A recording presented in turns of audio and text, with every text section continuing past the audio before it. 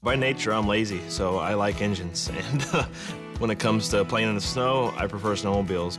When it comes to going out fishing, I prefer my grandpa's old boat. It's got an old outboard on it. So just kind of the way I've been raised as far as being around engines, burning gasoline. My dad and I, we used to work on our race cars in the winter, and whenever we got really the need of engines, we'd fire up the Silver Crown car in the garage. And Silver Crown cars run on methanol, so you can only stand it for just a little bit before your eyes start to burn and you have to crack the doors. But between listening to the engine roar and smelling the methanol burn, those are the things that we did just for fun.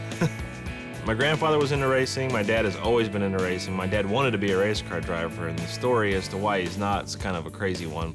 My dad, my grandfather, and my great-grandfather built my dad a micro midget. The micro midget back in the day was the small version of a midget, which was in the early 50s, mid-50s, was the thing to do. That was what everybody raced, was midgets. Everybody came back from the war and raced midgets. And my dad went to go practice it and drive it around and make sure everything worked fine. And my grandfather was riding on the Nerf bar on the side of the car.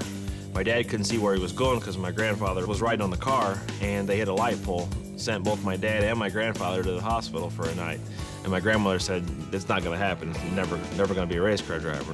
My dad always wanted to be a race car driver and was, I guess, not allowed to be. And then therefore, his desire turned into my future. From changing oil to rotating tires to pulling an engine, cleaning it up and doing all the things you need to do. I've been raised by my dad to do that, and therefore the true love of automobiles, which the heart of an automobile is the engine. My first car is a 1974 Triumph TR6. It was my 16th birthday present.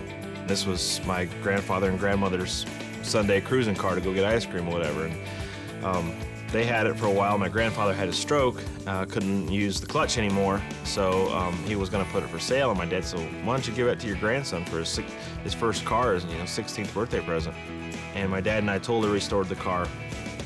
We took the whole car, stripped the body down, pulled the engine out. I rebuilt the entire drivetrain. My dad rebuilt the engine, had the body painted, and put everything all back together. And it's an awesome story, and it's a way to tie a family together, and that's one of the beauties of automobiles.